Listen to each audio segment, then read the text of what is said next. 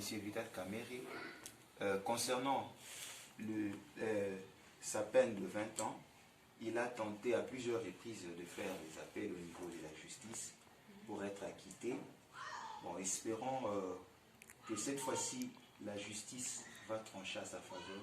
Mais sinon, ce qui a été déjà dit par la loi, M. Vital Kamerhe est condamné de 20 ans de prison. Qu'est-ce que vous pouvez ajouter sur ça? Moi, par rapport à ces sujets, je n'ai pas un mot à placer là-dessus. Pourquoi? Parce que la primeur reste à la justice congolaise. À ce que je sache aussi, il y a eu des cultes d'action de grâce pour implorer la grâce divine pour que Vital Kamerhe soit acquitté. Si Dieu a exaucé cette prière, Dieu lui-même convaincra la justice congolaise pour qu'il puisse acquitter M. Vital Kamerhe s'il est innocent. Voilà ce que je peux dire. Le Premier ministre a eu le fruit de l'intégration de Moïse Katumbi et Jean-Pierre Bemba, contrairement à ce que Jean-Marc Kaboun avait dit. Qu'est-ce que vous pouvez dire sur ça? Moi, je peux dire que M. Kaboun avait raison de dire ça, parce que l'actuel Premier ministre, il n'est pas ici de l'ensemble ni du MLC. C'est un Premier ministre qui vient de la Cour. Donc, malgré, selon l'actuel régime, pour passer dans ce poste, il faut avoir un poids politique, mais le Premier ministre actuel, dans son parti politique, la Cour, ils n'ont que des députés. Je crois la charge est entre ses mains. Le président de la République a fait son choix comme étant le garant de la Constitution. Il a porté son choix à un jeune de 43 ans pour diriger ces pays comme étant le chef du gouvernement. Contrairement à tout ce qui s'est dit, est-ce que pour être un Premier ministre, c'est un problème d'âge ou c'est un problème de compétence? Moi, je dirais que les deux doivent marcher de pair. Et la compétence et l'âge aussi. Parce que tu peux être compétent, être professeur d'université, et si tu n'as pas la force, tu ne vas pas bien travailler. Prenons le cas de l'ancien Premier ministre, le fait Antoine Gizenga. À un certain moment, il n'était pas au point pour travailler. Il somnolait de fois dans son cabinet. Donc pour dire que dépasser 30 ans, nous perdons chaque jour les neurones des cellules qui nous permettent à réfléchir. Ah, ça c'est médecin. Qu'est-ce que vous pouvez dire de ces sujets? Oui, moi je dirais tous ces bruits qui se font autour de ces sujets, c'est seulement une question des intérêts partisans. Alors, c'est le temps, à l'heure qu'il est, il n'est plus question de parler des individus, mais il faut parler de la patrie. Si le Premier ministre est sorti de l'ensemble, s'il a seulement les compétences qu'il faut pour faire avancer les choses, pour mener les actions du gouvernement à travers la vision du chef de l'État, ça ne sera pas un problème.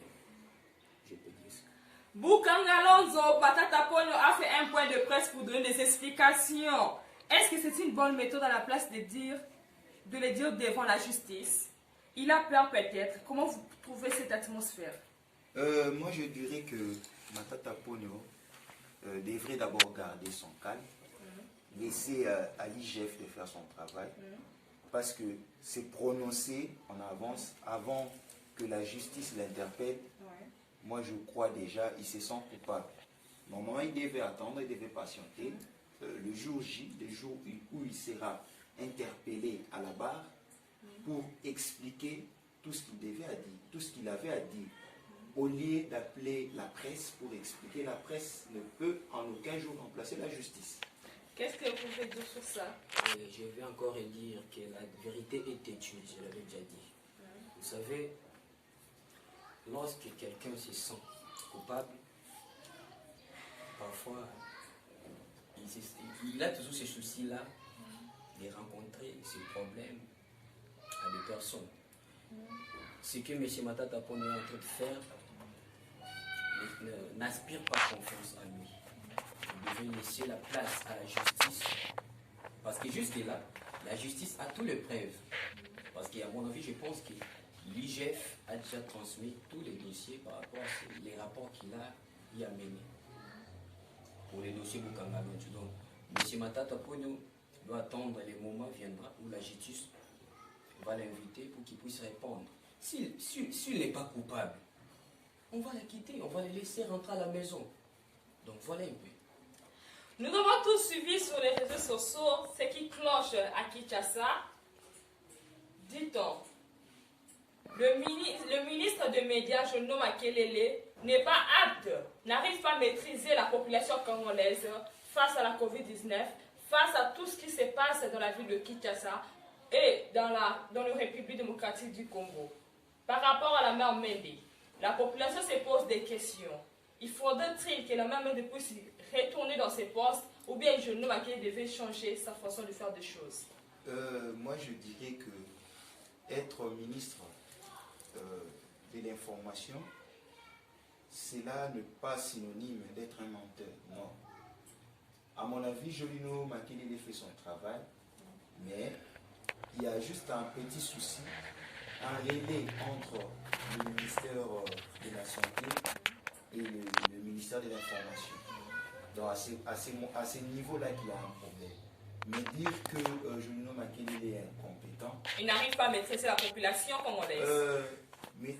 On ne peut pas maîtriser la population congolaise, mais son travail est juste d'informer la population congolaise concernant la situation sanitaire. Lui, il peut informer que, sur base des informations reçues auprès du ministère de la Santé. Parce que seul le ministre tutelle nationale de la Santé qui a cette aptitude-là de livrer des informations concernant soit une pandémie, soit une épidémie au sein de l'étendue de la République démocratique du Congo. Qu'est-ce que vous pouvez dire juste dans quelques lignes? Parce que Moi, les temps nous pressent déjà. je dirais que M. Jolino a fait son travail. C'est parmi les ministres que j'ai beaucoup apprécié tout au long de ces 2 ans. Si la population a trouvé qu'il n'a pas bien travaillé, tant mieux. Leur mandat vient de tomber. Il y aura remaniement. Peut-être le président de la République portera un nouveau choix à sa place. Donc, M. Jolino a fait son temps.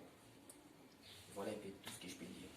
La disparition des sénateurs à ville Joseph Kabila Kabange, il est parti comme Mobutu, dit la population congolaise. Est-ce vrai? Donc pour dire qu'il est parti comme Mobutu, là c'est un faux débat.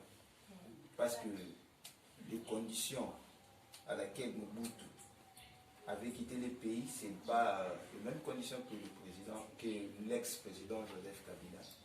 Le président Mobutu avait quitté la République démocratique du Congo, à l'époque, le Zaïre, pour aller s'exiler dans un autre pays. Mais ce n'est pas le cas avec le sénateur Abi Joseph Kabila. Lui, il a quitté juste Kinshasa pour aller dans une autre province du Haut-Katanga. Donc c'est un faux débat pour dire que le sénateur Abi Joseph Kabila a quitté le pays comme Mobutu l'a fait. Vous pouvez dire quoi sur ça? Non, mais si Kabila est toujours dans son pays, il se repose comme tout autre Congolais, qui après avoir travaillé, il a pris sa retraite, il est toujours dans son pays. Pourquoi dire de telles choses? Nous, population congolaise, nous devons quand même changer notre façon de réfléchir. Est-ce qu'il y a quelque chose que je n'ai pas dit, que vous souhaiterez dire, M. Lionel? Je crois que nous avons presque tout balayé. Et concernant la situation politique actuelle dans notre pays, j'étais vraiment ravi d'être votre invité de cet après-midi. Vous pouvez donner des salutations à 2 personnes, parce que le temps nous presse. Bon, à tous les analystes et les Congolais, juste saluer les Congolais qui vont nous suivre, parce que je sais que ça va passer dans les chaînes YouTube, et c'est un peu ça. Qu'est-ce que vous pouvez dire, monsieur? Le message que je peux lancer, c'est le message de l'unité au peuple congolais. Nous devons être unis. Nous devons cesser avec les fonds de tribalisme qui ont rongé notre pays. Il y a de cela des années passées. Alors, il est temps que nous puissions coaliser nos efforts, enfin, de faire avancer les choses. Mais derrière une seule vision, celui du chef de l'État, Félix Tshisekedi Tshilombo. Le plaisir est pour nous, Mission Mondiale, Alliance Jésus Télévision, de vous recevoir sur ces plateaux. Merci. Merci, le plaisir a été partagé.